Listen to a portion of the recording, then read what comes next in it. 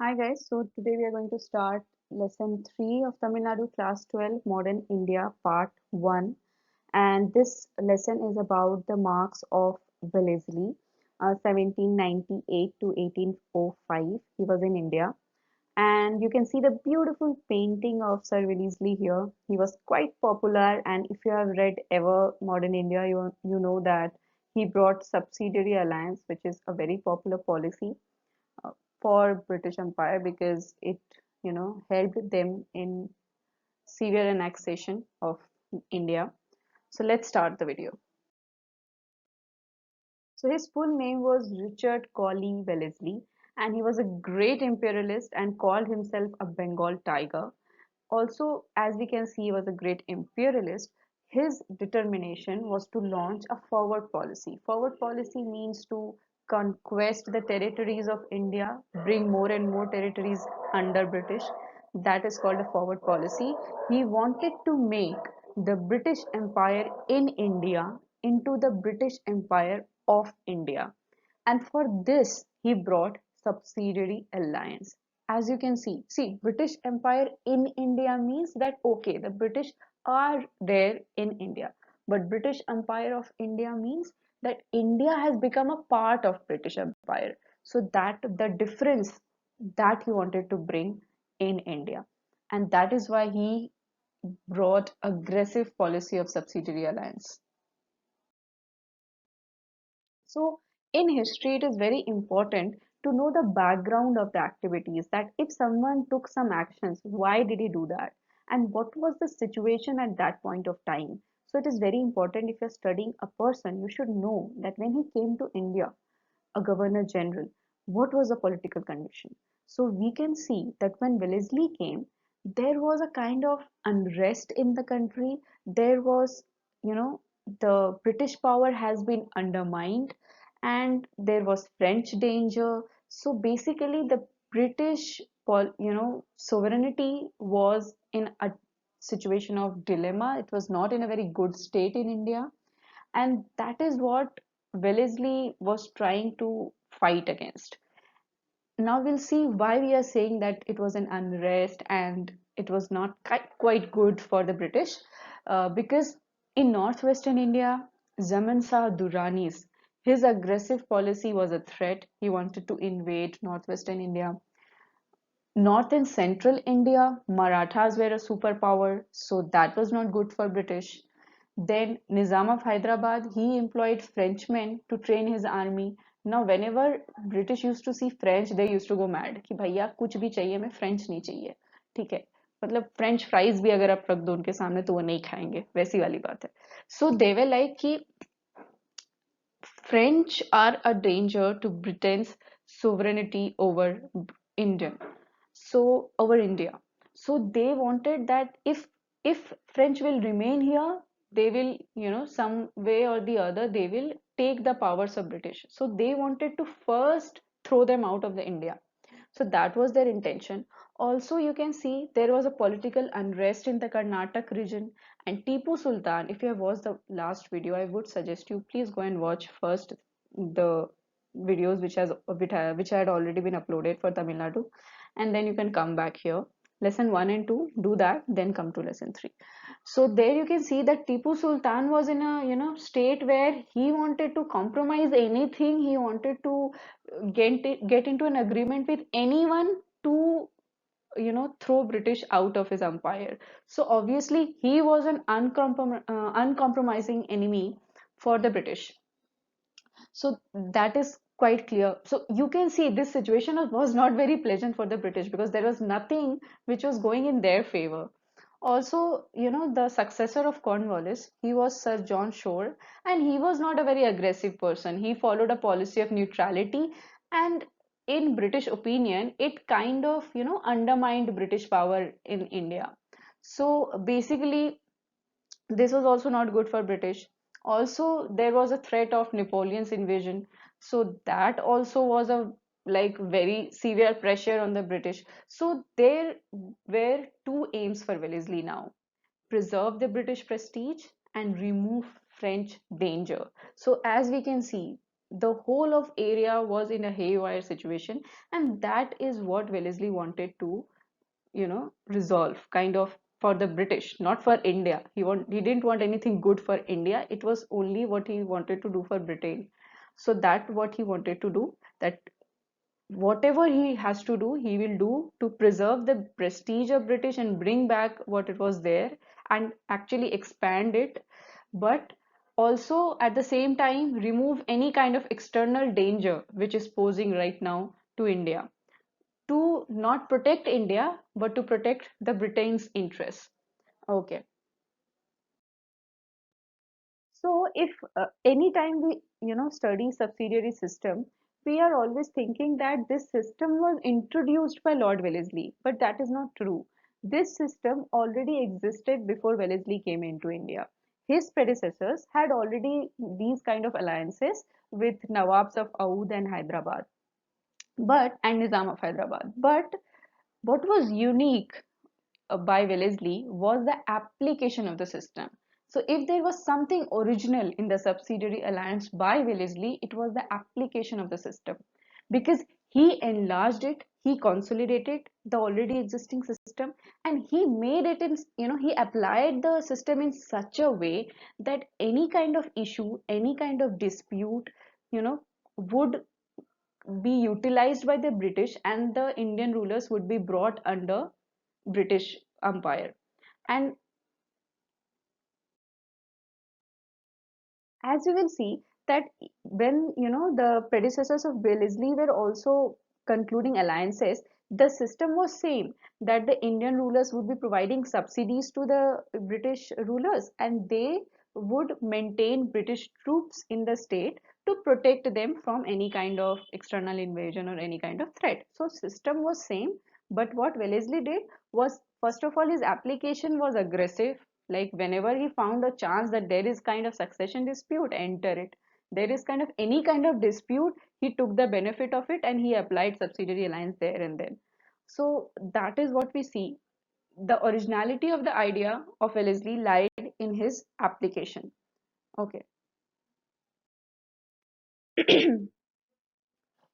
The main features of subsidiary alliance of Wellesley are, first of all, he said, he made the system such that the Indian rulers had to believe that Britain was going to protect them and they are the supreme powers. Okay, and that is why what changes Wellesley did were to, instill, bring that fear in the Indian rulers. And that is why you see the Indian state was now called the protected state, and the British were referred to as the paramount power. Now, paramount power means the supreme power. So, koi nahi hai hamare se upar. So, that feeling was enforced by Wellesley through the subsidiary alliance, the updated subsidiary alliance. Also, the protected state had to cut off any connection with European powers, with Indian powers, anybody. I mean, they could not even have any connection with Indian powers without the permission of the British. And they had to, of course, cut off connection with European powers and particularly French, because obviously Britain could never tolerate French in India. Okay, so they had to cut off that connection as well, and only English was the connection which they wanted Indian rulers to have, कि भैया रिश्ता बनाना हमारे साथ बनाओ और किसी के साथ नहीं. Also, the ruler had to keep a British resident at his court and had to disband his own army. कि अपनी army हटा दीजिए, we will keep the army. Okay, and we will also keep a British resident at his court to help you. I mean, see, whatever they said was kind of provided to the Indian ruler, they were helping you. See, we are taking all your tensions, we are protecting you, we will give you army, you just need to give your money to us, we will give the army, we will protect you from any kind of tensions. And you know what happened because of this? The Indian rulers became lazy. They lost interest in the administration because at last they had no powers. You imagine if you take the army from a ruler. If the ruler has no army, what power does he have? How is he going to fight the British? If there is something that the ruler does not like, how will he fight the British? तो British Wellesley ने ये चीज पहले भी थी, subsidiary system पहले भी था, उसमें भी अलायंस थे, उसमें भी British use to keep their military troops, but that was not that aggressive like right now what they are doing. That time it was only the previous subsidiary system, it was only that okay, we will give you troops, you give us money, that is it. Baki they had no control, like British had no interest कि आप किसके साथ connection रख रहे हैं and all that. But here what he did was कि you are the protected state, we are the paramount power, you will not keep any connection without our permission. Okay, so what happened at last, that they had no power.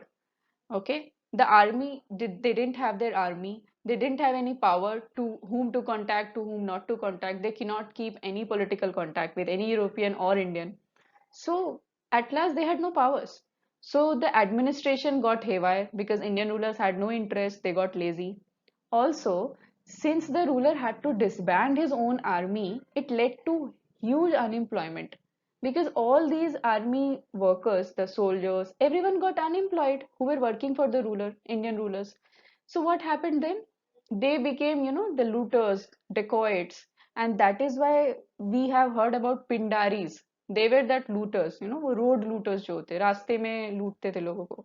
So because they didn't have anything to do, they were kind of revolting, and also they need to survive. So they were like looting someone, whoever was traveling, they used to loot the travelers, and that is why that this whole unemployment led to the menace of pindaris, which we say them.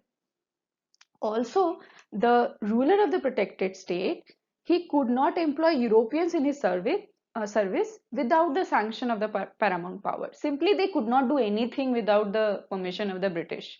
Okay. And after all this, the irony is that Wellesley said in his subsidiary alliance that the paramount power should not interfere in the internal affairs. You have not left any affair to not be interfered with, but still they said that we will not interfere in the internal affairs of the protected state. They are keeping a British resident at the court, but still they are saying they will not, interfere in the internal affairs. So that's the irony. And also, I'm quite surprised that why the Indian rulers even went into an alliance of such kind. But you will see that uh, the alliances which were done in such a manner that it was attacked at a point where the ruler was weak. You know, the ruler was not that strong to uh, kind of fight with the British.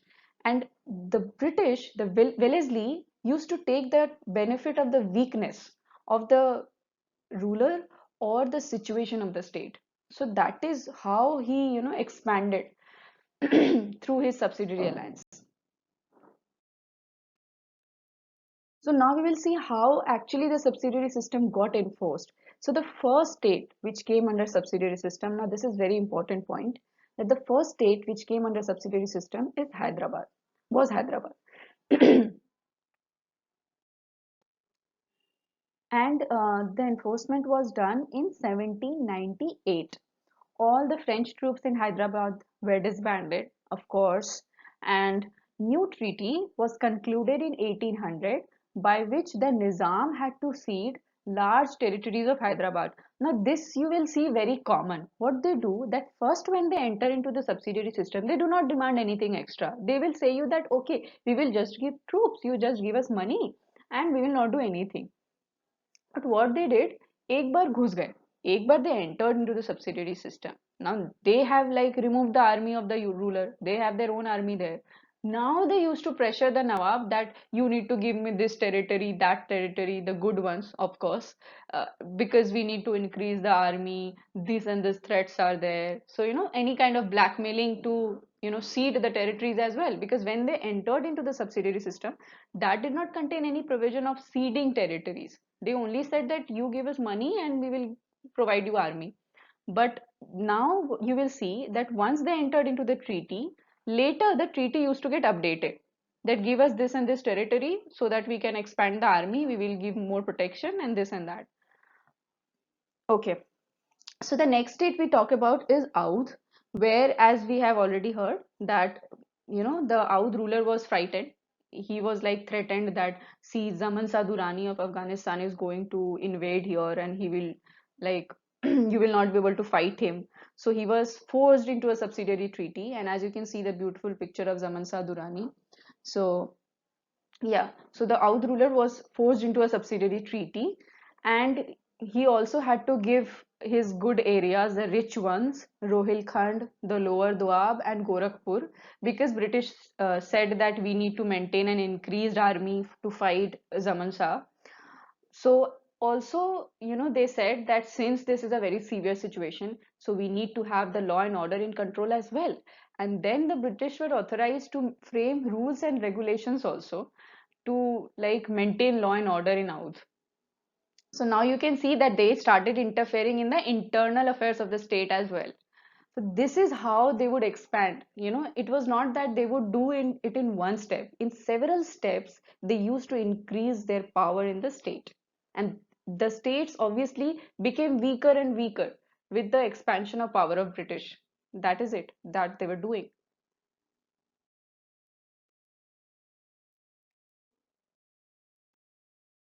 Next, we see Tanjore. Now, Tanjore was a Maratha state, and there was a succession dispute. Now, as I've already said you, that Wellesley used to check whenever there is a dispute. कहीं भी कोई गड़बड़ है, बस Wellesley कूद जाते थे वहां पे कि बस अब मुझे ये स्टेट चाहिए. Okay, so what happened in Tanjore was same. There was a succession dispute. Wellesley jumped and he concluded a treaty in 1799 with Raja Sarboji, and he was told that you retain the title of Raja, we'll give you a pension of 4 lakhs. And Raja Sarboji was a simple man, cultural, who had also built the Saraswati Mahal library in Tanjore. So he did not get into any dispute, of course, and this is how Wellesley you know, entered into Tanjore. Next is Surat. Now, Surat has a different situation because Surat was kind of under British protection from 1759, but obviously the subsidiary system was not enforced there. So, again, there was a change of succession in 1799 because the Nawab died, the existing Nawab died. Then his brother came into, to become the Nawab. And as Wellesley saw that, he kind of blackmailed the brother that, see, we will look into this state. So we will give you the title of Nawab and a pension of 1 lakh. Baki, we'll take under the administration. We'll look into the affairs of the state. So that again, he entered Surat like that. So you see, common funda, succession dispute, okay? Any kind of change of succession dispute, he used to enter. Again in Karnataka, now Karnataka, there was again a different situation. People were already suffering because there was a double government. The Nawab Umadat ul Amara was an incompetent ruler. He was like very extravagant. He died in the middle of 1801. Then his son Ali Hussein became Nawab. Then Wellesley obviously entered there and he gave his usual offer to Ali Hussein that you retire, we'll give you pension and we'll look into the state. But Ali Hussein refused him. Now Wellesley's ego was hurt and he went in, like वो बोलते हैं ना घी अगर सीधी उंगली से नहीं निकले तो उंगली टेढ़ी करनी पड़ती है. So he did that. He went to the nephew of the deceased Nawab, Azim Uddaulah, and he signed a treaty with him in 1801 and took over Karnataka as well. So this is, you see the tactics of Wellesley, and that is why the subsidiary alliance of Wellesley is called his master stroke. Because you see what is happening here, British is not like spending a penny and taking the control of all the rulers, and the rulers are becoming weaker, the Indian states are becoming weaker, and they are giving, they are earning money as well. So सब कुछ उनके हाथ में, पैसा उनके हाथ में, rule उनके हाथ में, also उनका powers भी बढ़ रहा था. So there was like a win-win situation for British from all sides. There was nothing for the Indian rulers. Of course, this kind of shows that there was some kind of incompetency in the Indian rulers. Of course, we need to acknowledge that. I mean, I'm not saying a controversial statement. I'm just saying the analysis which I'm getting here, that not incompetency, but obviously they should have been much stronger to fight them, because there was nothing in the offer which was good for Indian ruler.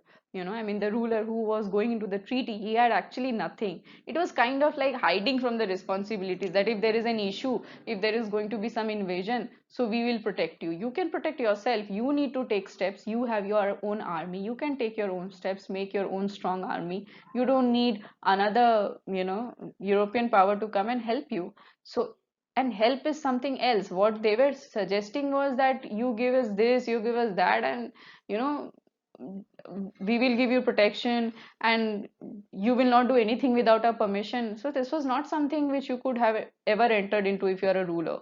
Okay, because you should not give your own powers, at least of decision. You should not give that, whatever anyone is asking. And you should not disband your own army as well, as per my thoughts. You can give your own thoughts, please. I love discussing history. Okay, this was it for part one. I'll come up with part two in some time. Okay, thank you.